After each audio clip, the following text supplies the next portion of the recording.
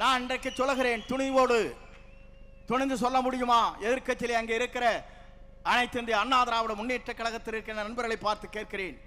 இன்றைக்கு என்னுடைய படத்தை இருப்பது அம்மா படம் இங்கே இருக்கிறது. இதை அனுமதித்தவர் நம்முடைய வெற்றி கழகத்துடைய தலைவர் தளபதி தான்.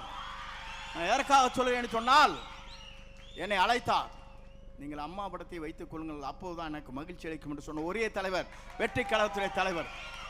நான் எதற்காக சொல்லுவேன் சொன்னால், எடப்பாடி பழனிசாமி படலினா அவனுக்கு கீழே மேலையும் பார்ப்பார்.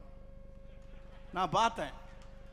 நான் இன்றைக்கு சொல்லுகிறேன், நான் எதற்காக இங்கே இந்த இயக்கத்திலே தூக்கி எறியப்பட்ட நேரத்தில் என்னை தாங்கி பிடித்த இன்றைக்கு வருவாய்த்துறை அமைச்சராக ஆக்கிய வரலாறு இந்திய துணைக்கண்டத்தின் வரலாற்றில் நம்முடைய தலைவரை தவிர யாருக்கும் இல்லை. நான் எதற்காக சொல்லுகிறேன் சொன்னால், நம்பியவர்களை காக்கின்ற அரணாக இருக்கிறார், நம்பி வருவர்களுக்கு வழிகாட்டியாக இருக்கிறார், தமிழகத்திற்கு வழிகாட்டியாக இருக்கிறார்.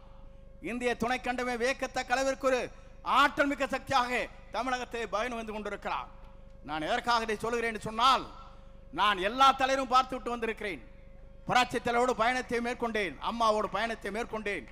இன்றைக்கு புரட்சி தலைவர் வெற்றி தலைவரோடு இன்றைக்கு பயணத்தை நான் மேற்கொண்டு வருகிறேன். ஏனென்று சொன்னால், நீங்கள் எல்லோரும் குமரி போனீர்கள். தேர்தல் முடிந்ததற்கு பிறகு ஒரு சதி திட்டம்.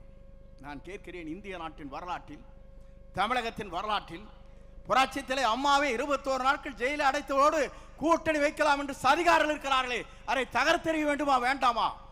தகர்த்தெறிய சக்தியாகத்தான் இன்றைக்கு இங்கே வந்திருக்கிற விஜயபாஸ்கர், டாக்டர் விஜயபாஸ்கர் ஆனந்தன் அவர்கள் இங்கே அவரோடு இணைந்திருக்கிறார்.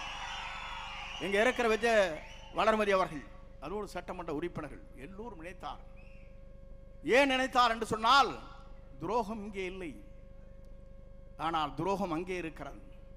அதை அடையாளம் காட்டியவர் தான் இவர்கள். துரோகத்தை தகர்த்தெறிந்து விட்டு நல்ல தலைமையை ஏற்றுக்கொண்டு வந்திருக்கிறார்.